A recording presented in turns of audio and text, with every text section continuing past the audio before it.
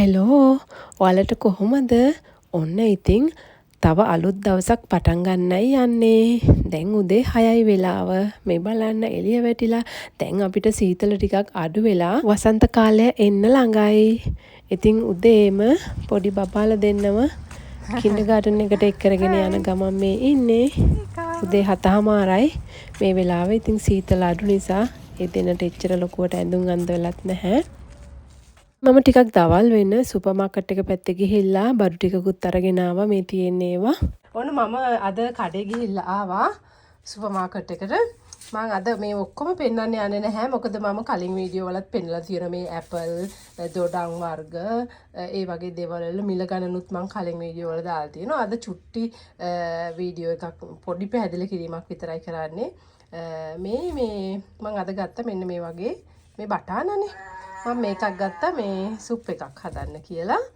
ඊට පස්සේ මම මේ මිරිස් ගත්තා. මේව දන්නවද? මේ මිරිස් එක කරලා රුපියල් 100ක් විතර වෙනවා. මේව තමයි මම මිරිස් වලට ඉතින් පාවිච්චි කරන්නේ. මට වෙන අමු මිරිස් එහෙම ගන්න නැහැ. ඊට පස්සේ මම ජින්ජර් ගත්තා. මේ තේ බොනකොට පාවිච්චි කරනවනේ. ඊට පස්සේ මේකක් ගත්තා.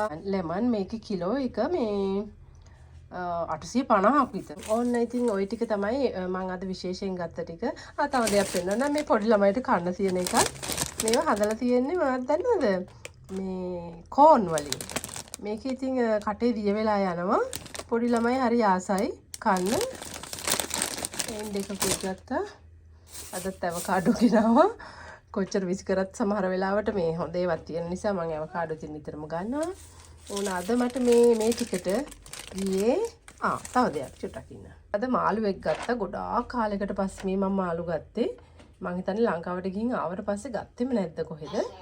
මේ මට මිල නම් මතක නැහැ. මම බලලා මිල දාන්නම්. මට මාළු මෙහෙදී කැවෙන්නේ නැහැ. මොකද එක හේතුවක් තමයි මෙහි ඉතින් අපි රට මැද්දේ වගේ ඉන්නේ. ඒ කියන්නේ මුහුදක් පේන තෙක් මානෙක නැහැනේ. එහෙම ගන්න නැහැ. ලොකුවට තිබුණත් මේ මාළු සමහර මාළු මට කන්න හිතෙන්නේ නැහැ. මේ ලංකාවේ වගේ ඉතින් එහෙම ඒ රසට මම මාළු හම්බ වෙන්නේ නැහැ. මේක හැබැයි ටිකක් ඒ රසට වගේ තියෙන නිසා මොකද්ද දන්නේ නැහැ මේවට කියන නම් මම දන්නේ මේක මං කීප වතාවක් ගෙනල්ලා හදලා තියෙනවා. මේකේ මිල මම දාන්නම්. මේක මම ෆ්‍රිජ් එකේ දානවා ඉක්මනටම. අද ඉතින් මම වැඩි දෙයක් ගෙනාවේ නැහැ. මට ඒ ටිකට ගියා කීයද 89යි. ඉතින් මම ගෝව ටික මේ විදියට චූටියට කපලා ගත්තා. ගෙනාපු මිරිස් කරලකුත් මේ විදියට චූටි කෑලි කපලා ගත්තා. ලුණු තියෙනවා. දැන් මම මේක මැල්ලුමක් හදාගන්න යන්නේ. ගෝව කොළු මැල්ලුම් හදන්නේ කොහොමද කියලා ඔයාලා දන්නවනේ ඉතින්. මම එච්චර විස්තර කරන්න යන්නේ නැහැ. මේ විදියට තමයි ඉතින් මම හදන්නේ මෙහෙදී. මේ තියෙන්නේ පොල්.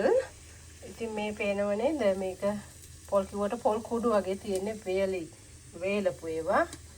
මේ ඉතින් මම මේක ඇඩ් කරන්න යන්නේ. ලුණු ටිකකුත් දානවා, කහ ටිකකුත් දානවා. වැඩි වෙලාවක් මම ඒක තැම්බෙන්න දෙන්නේ නැහැ. මොකද ගෝවා ෆ්‍රෙෂ් ගෝවා කන තරමට තමයි ඇඟට ගොන නේද?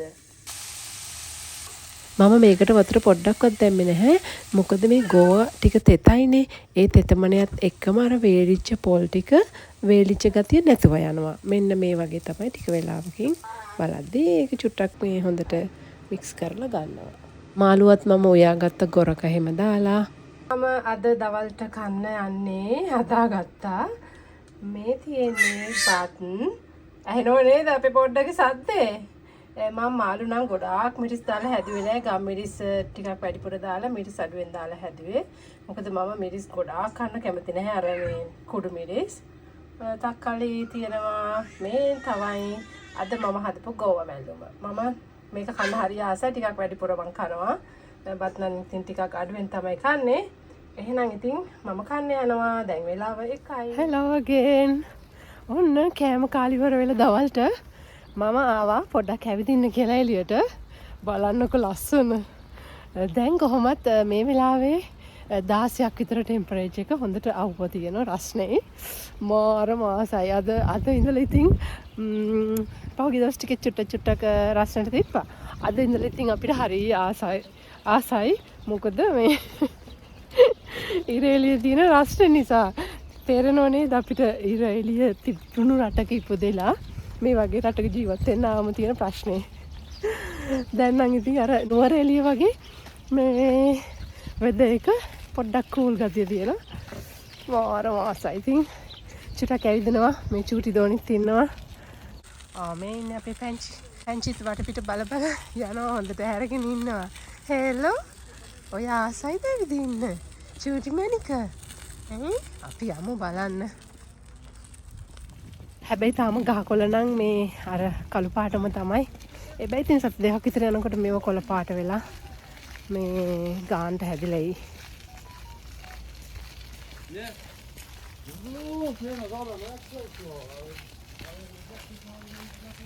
චුට්ටක් පෙන්නන්න නේද? මම මේ ගඟ පැත්තට යන්නේ. ඒ පැත්තේ චුට්ටක් පෙන්නන්න.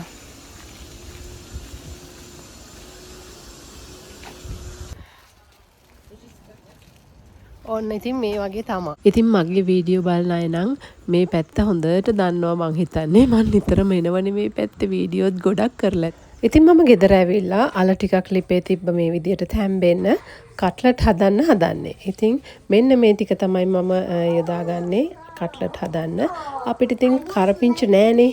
කරපිංච වෙනුවට පාස්ලි තමයි මම දාන්නේ. මම අල ගෙඩි පිටින් තැම්බුවේ මොකද එතකොට අර හොඳට පොඩි වෙනවා. හොඳට මේ හරි රසයි. සමහර අය ඉතින් මීට වඩා වෙනස් විදිහට හදනවා.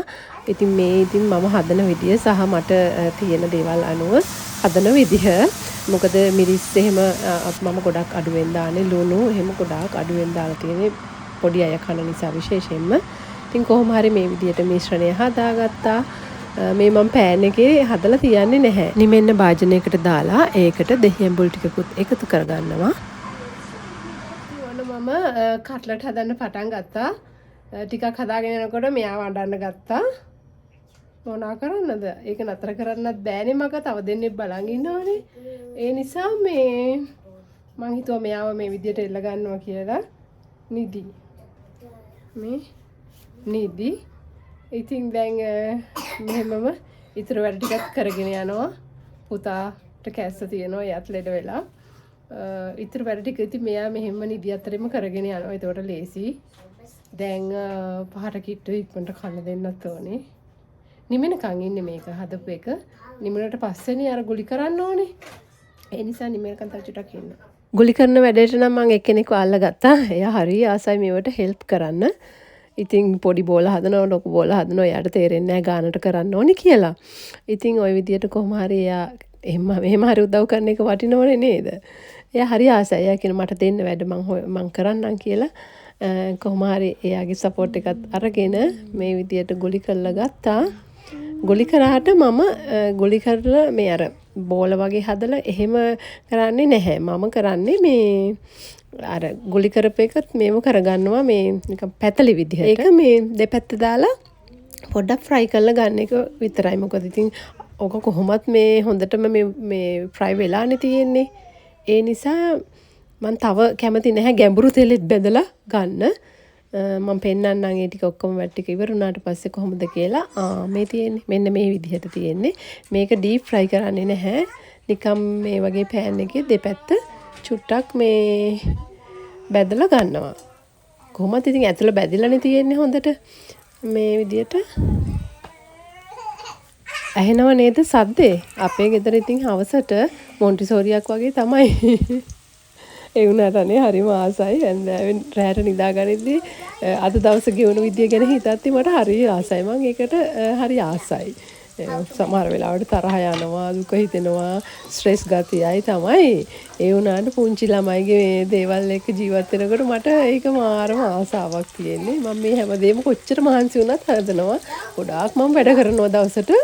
සමහර වෙලාවට හස්බන්ඩ් අහන ඔයාට මහන්සි නැතුව මොන හරි මේ අපි කඩෙන් ගෙනල්ලා කම ඒ වගේ ආයෝජන කරන්න නට මං එහෙම නෑ. මං ගොඩාක් දේවල් සමහර වෙලාවට අර වැඩම වා ගන්නවා කියන්නේ අන්න ඒ වගේ තමයි මම.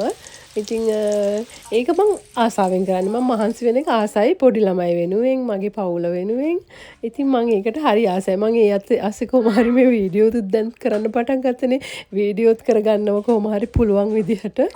ඒ ජීවිතේට මං හරි ආසයි. මේ පෝලන්ත මේක තමයි ඉතින් මගේ පෝලන්ත ජීවිතය. ඔයාලා මේ දකින වීඩියෝ වලින් පේන්නේ මගේ පෝලන්ත ජීවිතේ. ශ්‍රී ලංකාවේ ජීවිතයට වඩා වෙනස් ටිකක්. සමහර වෙලාවට ගොඩක්ම වෙනස්. ඉතින් මේ තමයි මගේ පෝලන්ත ජීවිතේ. ඔන්න පොඩි අයට කන්න මම මේ විදියට හදලා ගත්තා. ඊට පස්සේ තේකකුත් හදලා ගන්නවා. මේක ඉතින් අර ගැඹුරු තෙරේ බැඳපුවට වඩා චුට්ටක් වෙනස්. මොකද ගැඹුරු තෙරේ බැඳලා ඊට පස්සේ ඉතින් හොඳට අර කරස් ගල් හැපෙන වගේ තියෙනවනේ හොඳට. මේක ඒ වගේ නැහැ. නමුත් ඉතින් ඒ රස තියෙනවා.